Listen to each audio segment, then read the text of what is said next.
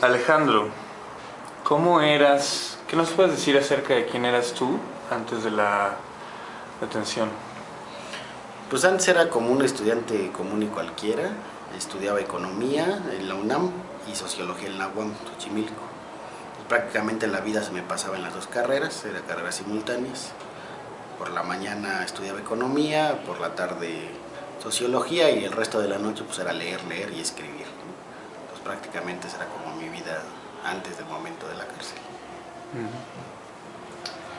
Bueno, sabemos que tanto tú y tus hermanos Héctor y Antonio fueron acusados de terrorismo, violación a la ley de delincuencia organizada, posesión y almacenamiento de armas de uso exclusivo del ejército y creación de artificios explosivos de los de Banamex en el año 2000.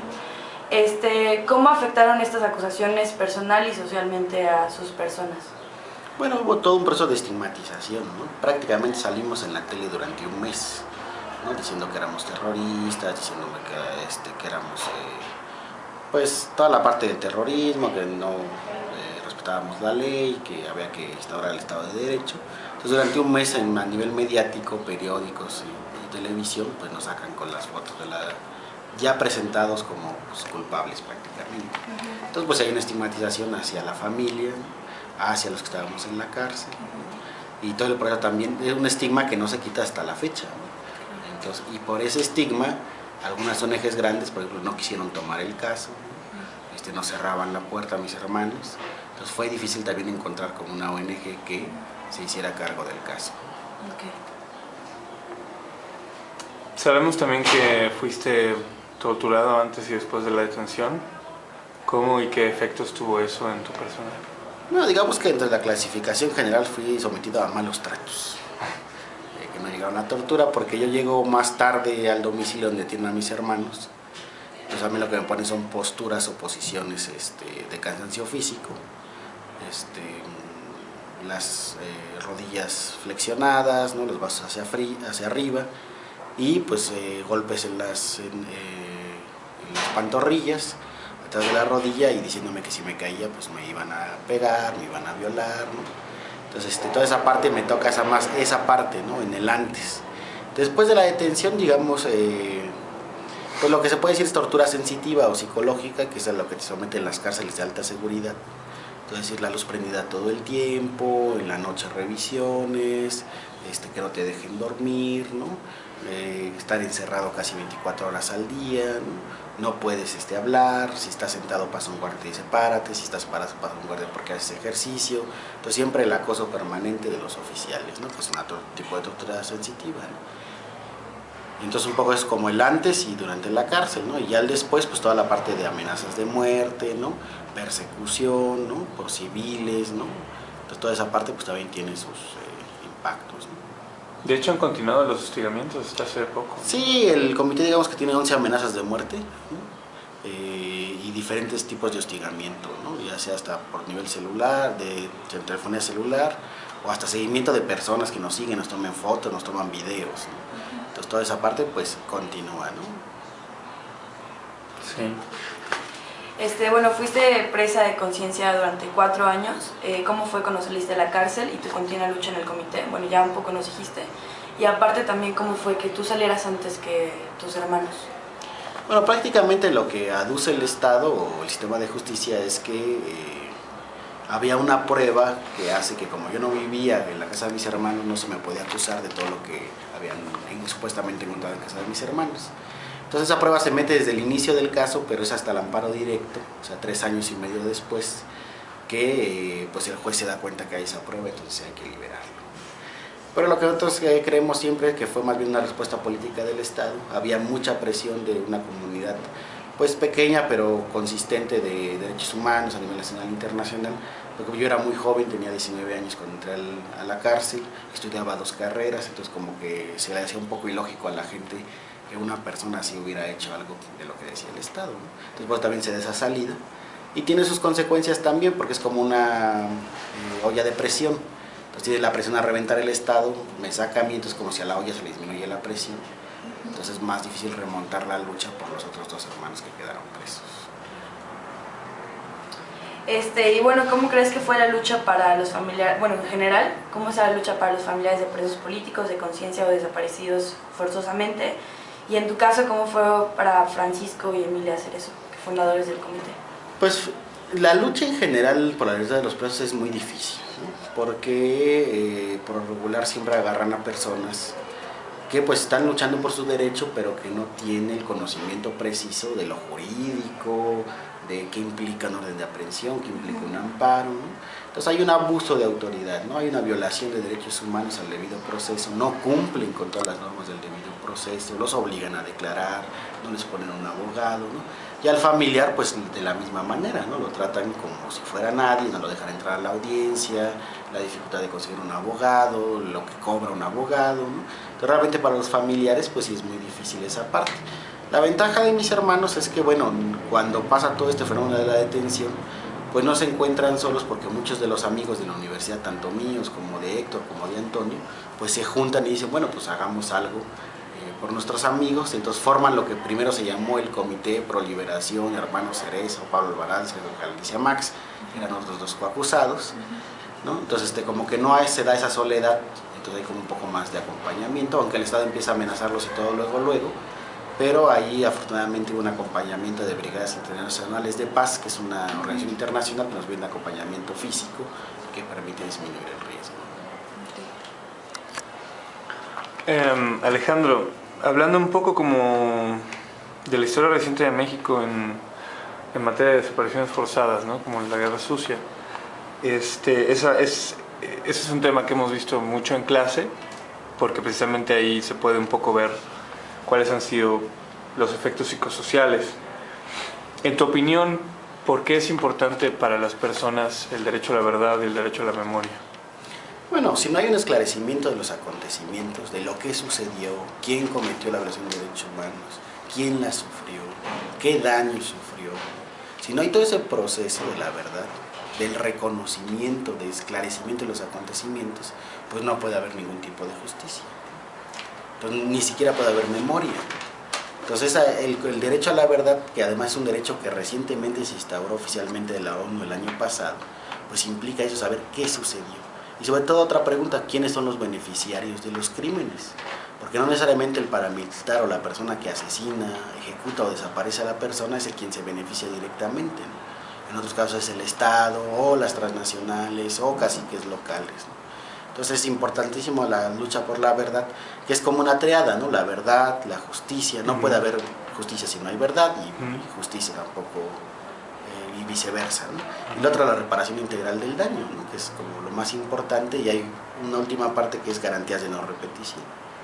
O sea, no vale, no importa que a una persona, a un individuo le reparen todo, si eso no coadyuva a desmontar las estructuras que permitieron que sucediera eso.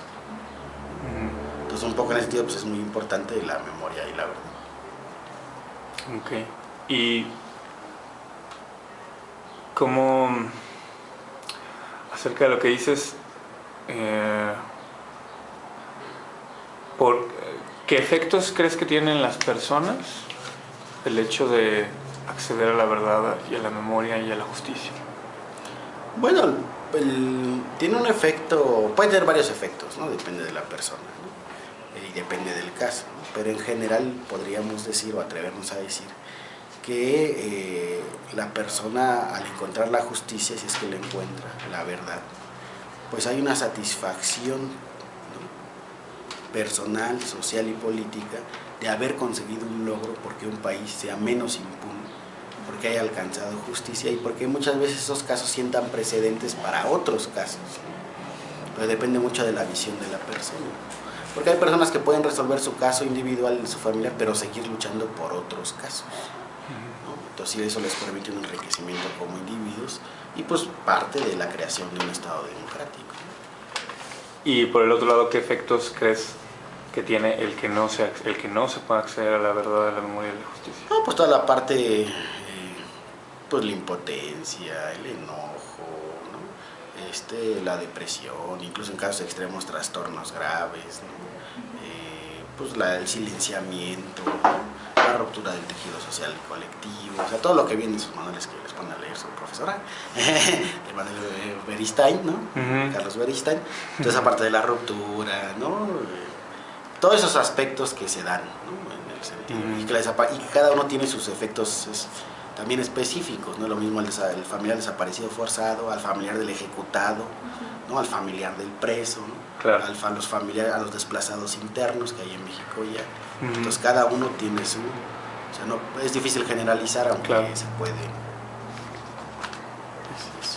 Gracias. En tu opinión, ¿qué ventajas tiene el sistema de justicia mexicano y qué mecanismos crees que hagan falta en materia de defensoría de derechos humanos? ¿Qué ventajas? Bueno, habrá que ver ventajas sobre cuáles sistemas.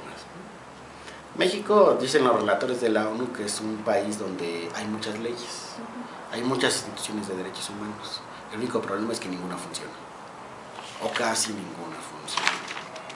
Entonces el problema no es tanto que haya un sistema de justicia bien escrito, ¿no? O una reforma constitucional en derechos humanos, en derecho pro, ¿no? Toda la parte de los procesos orales ahora que se están impulsando. El problema no es que haya eso, sino que se cumpla eso. Y que haya realmente un combate a la impunidad, ¿no? Que es una parte de las afectaciones mayores. Entonces, si no hay eso, pues no puede haber pues el sistema de justicia mexicano no sirve, ¿no? Entonces, a lo mejor es mejor referente al Congo o Timbuktu, ¿no? Y eso habría que estudiar esos países, ¿no? Pero comparado con otros países, no, tampoco es que tengan los mejores estándares internacionales en materia de derechos humanos. Ok. Como ahorita un poco de la actualidad, cuando hicimos el Comité de Derechos Humanos del 162, tuvimos la oportunidad de que nos echaran la mano personas como ustedes y vimos que bueno, que el poder del Estado, no en todo su esplendor, pero sí algo que muchos de ahí no conocíamos. Ahora que ya pasó un año de eso, ¿cómo crees que está? Ahora que ya pasó un año de eso, en tu opinión, ¿qué recuento haces en materia de derechos humanos de un año para acá? Bueno, en realidad todas las violaciones de derechos humanos continúan. Sí ha habido una baja estadística en la ejecución extrajudicial y la desaparición forzada comparado con el año anterior. Pero hay un aumento de agresiones comunitarias, es decir, sobre todo relacionado con megaproyectos, ¿no? Minería, eólica, ¿no? Energía eléctrica, represas, ¿no? Hay un aumento de agresiones a comunidades enteras, ¿no? Y hay una tendencia del Estado a utilizar la modalidad de aquiescencia, que es decir, mandatar a particulares para que ellos no se les finque la responsabilidad al Estado. Entonces hay un impulso del Estado hacia particulares para que... Entonces, en esa modalidad de aquiescencia. Entonces, realmente no hay una mejoría en materia de derechos humanos. Hay una ley, por ejemplo, de protección a defensores que medio funciona. O sea, todavía es como falta todavía mucho por recorrer en ese sentido. Pero al inicio la evaluación es que las agresiones a defensores han aumentado. Aunque no haya ejecuciones y desapariciones como en el primer trimestre del año pasado. Pero sí hay todo lo que es amenazas, ¿no? Hackeo de cuentas de correo electrónico, ¿no? Toda la parte de seguimientos, hostigamientos, los órdenes de aprehensión, judicializaciones y bueno, la represión masiva del 1 de diciembre, que ahí fue un contuberbio entre la federación y lo estatal, ¿no? Del DF. Y que bueno, pues hubo un tuerto, ¿no? Una persona que perdió un ojo, otra persona que sigue en coma, ¿no? Entonces sí hay una cuestión de violencia de uso irracional de la fuerza por parte de la fuerza pública. Entonces, tú me puedes hacer recuento, bueno, quizá lo que pasa es que en los medios no pasan tanta la violencia en estos últimos tiempos, pero la violencia sí, bueno, en este país. Con respecto a la criminalización de la protesta social. Pues creo que es un fenómeno que se ha ido construyendo a través de los medios, mucha responsabilidad tienen los medios. Caso concreto, por ejemplo, el CCH Naucalpan, como los medios pasan una misma imagen miles de veces de una persona rompiendo algo, pero no explican el origen, no explican por qué se está dando eso, no explican que los chicos agotaron ciertas instancias, pues de ir a la dirección, luego ir a la coordinación de dirección, intentaron dialogar, pero las autoridades nunca los escucharon y pues los muchachos no encontraron otra alternativa más que ejercer su derecho a la protesta social de esa manera. Entonces, si hay una estigmatización incluso mediática, ¿no? Incluso discursiva, de que no permitirán nada fuera del Estado de Derecho, de acuerdo a lo que ellos entienden por Estado de Derecho. Eso implica a veces violación de derechos humanos. Entonces sí, como que hay, pues va a continuar una tendencia a empeorar, ¿no? Y la desventaja del PRI es que el PRI siempre ha sido más hábil, ¿no? Con él te puede, para poner un ejemplo, ¿no? Con él te puedes sentar a la mesa a negociar y decirte que bien, eres un superdefensor, sales, te matan, ¿no? Y después de que te mataron te ponen una estatua, ¿no? Y no, el gran defensor que asesinaron, malditos, ¿no? O sea, hay que honrarlo, ¿no? Pero ya te moriste. Entonces el PRI tiene ese tipo de escuela más perversa, digámoslo así. Bueno, ¿podrías compartirnos en tu carrera como defensor de derechos humanos alguna experiencia en particular de un caso atendido por el Comité Cerezo que haya tenido consecuencias psicosociales? Bueno, te voy a compartir el caso en general, ¿no? Sí, una persona que sí, pues es familiar de otras personas que fueron ejecutadas o desaparecidas, que sí tiene pues, los efectos normales de un caso así, es decir, tiene una, diría Carlos Beristain, no lo dice Carlos Beristain, lo dice primero Martín Baró, tiene una relación, una reacción normal a una situación anormal, ¿no?